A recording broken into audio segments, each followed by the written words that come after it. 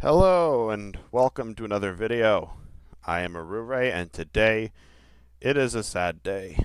Earlier this month, Asurajang shut down its servers and I just wanted to use this opportunity to try and share what some of the things I loved about this game, and unfortunately I couldn't do it justice in gameplay and I cannot do it justice on commentary, but hopefully we can share this trip down memory lane and you just get an opportunity to see what I loved about this game.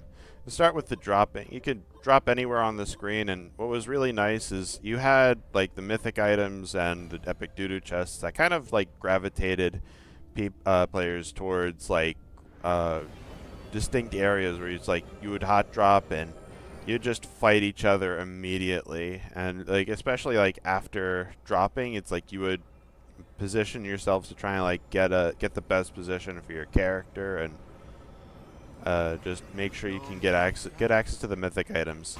I beat up this chest here. These chests had like items in them, and just fought back. I get jumped by this Ray bot like right at the start of the match. I'm really rusty at this point. I peaked at like top 50, but I hadn't played in a while as of this recording. I just killed him here, and I'll go over about some of the stuff about like knockouts and stuff later. But right now I'm going to get the mythic item that's over here.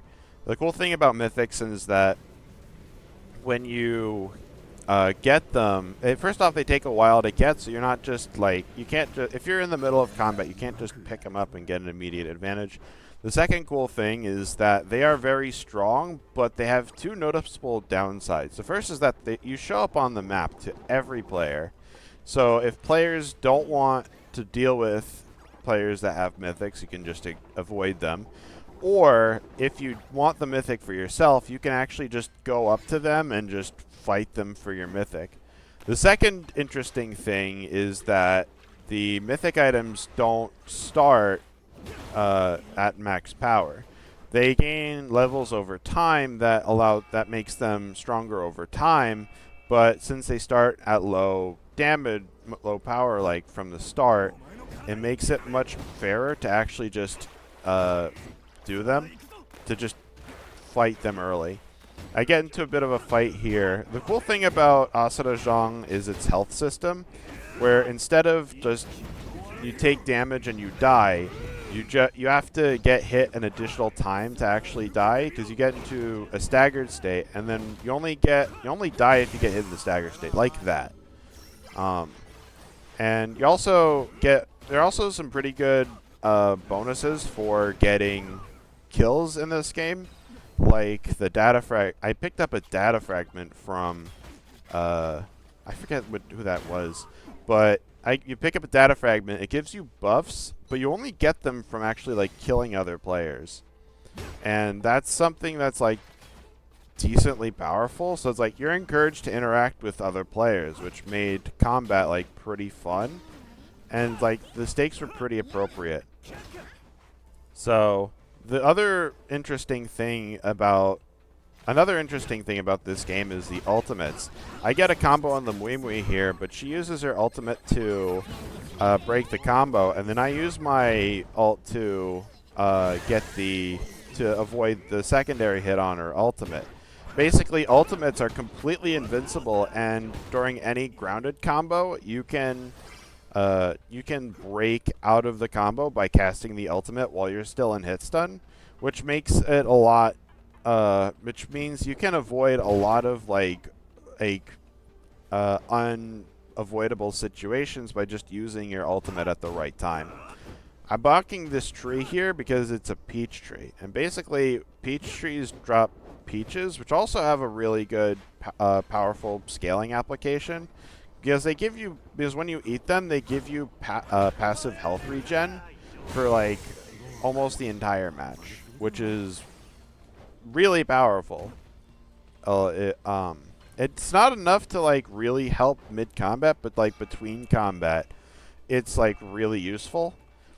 And you also get a lot of downtime in between combat, which is really useful because like the combat is really deep and really exciting, and but it would be really exhausting if the game was just combat and looking for the next piece of combat and just looking for fights and just having to constantly move around the map to get to stuff as quickly as possible.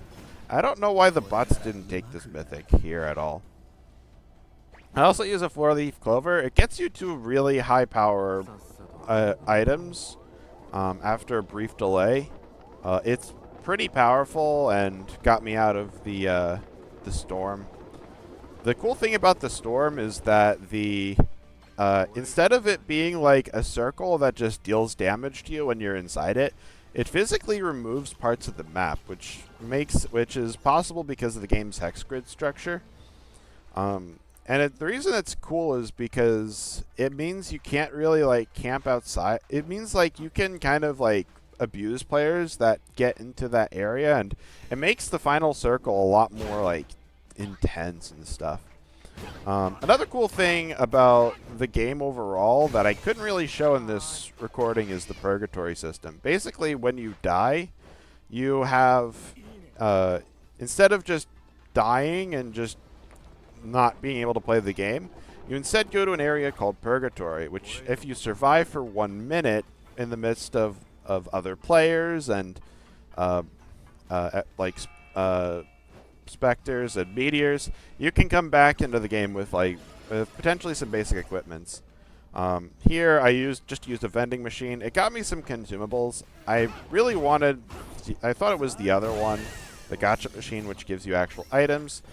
What happens with the machines is that you spend more coins to get stronger and stronger items, and you get like coins from throughout the map and stuff. So at this point, I think I'm mostly just stalling to try and just show off the final circle, which just gets like really hype. Also trying to get stuff from the gacha machine instead of the vending machine. But anyway, the cool in terms of like characters, Dong-O has been my main for like most of my playtime with Asurajang. I've started with Riwan because it was free and seemed like he would fit more of my playstyle, and he was considered a really good character because he had like practical TODs and stuff, but in my opinion he just wasn't that good because all he had was TODs, whereas Dong-O dealt a lot of damage edge regardless, but also had like way more tools. Like he had like much better range with his paintbrush, and he had a much stronger like poke with his dodge attack. So it's like you could get a lot more done. So, and we're kind of approaching the final circles. At this point, I think there are only like a few players left. And at this point, I'm really just stalling for the final circle at this point. So I might as well talk about some other stuff. Another cool thing about the game is like the stamina system, which is for the most part your basic stamina system that you find in every Souls-like. But in the context of a battle royale, it means there's a lot more risk to going to in combat because you can really abuse players that don't have their stamina. Like here I used my stamina for the space jump, which you can use as many times as you need to just get out of pits and stuff, as long as you have the stamina for it. And because of the stamina system, so it's like you can get knocked off, and if you're staggered, you die. So you can run them out of health that way. Or if you're out of energy, you can also die, because you don't have the space jumps to get back. And that makes like final circles like decently intense, because like one wrong move can lead to set play that just causes you to just lose your entire